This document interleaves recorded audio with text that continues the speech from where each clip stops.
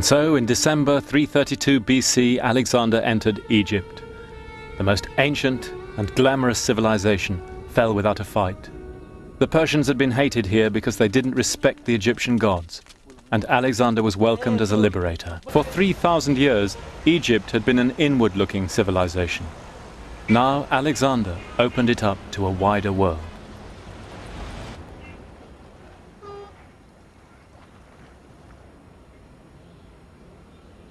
On the west of the Nile Delta, he himself marked out the site for a great new harbour. It was called after him Alexandria. Ever since, it's been Egypt's greatest port, and to Greeks everywhere, the capital of memory.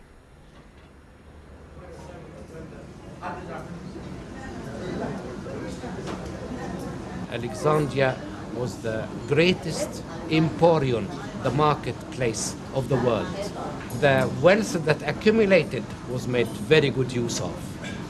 First, building a magnificent city with wonderful street structure, drainage system, water supply, great temples, palaces, palaces upon palaces, as Homer said, and above all, a center of world culture to compete with Athens itself.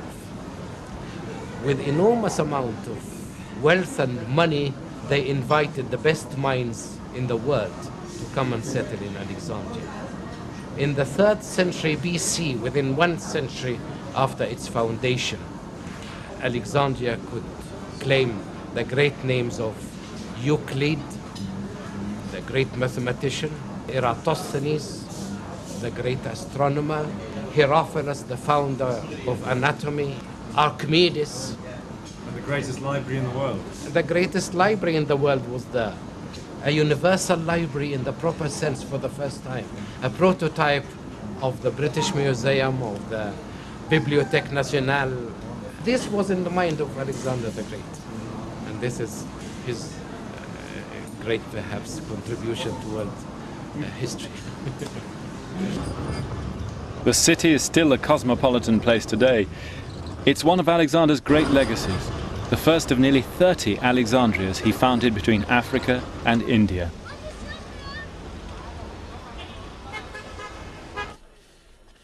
And only now are archaeologists finding material evidence of the vision behind it. It shows a side of the king's character we hadn't seen so far. Not just the warrior, but a far-sighted thinker. Faithful to his tutor Aristotle's vision of Greek civilization and its power to change the world.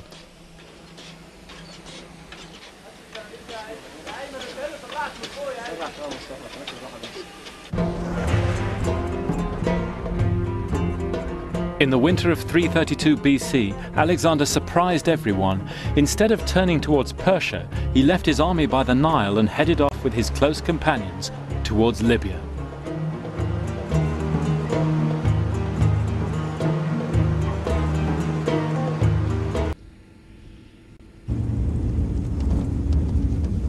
This part of the journey, the Greeks talk about a landscape without any features. There wasn't a single tree or mountain by which we could get our bearings, they say. Just a great ocean of sand.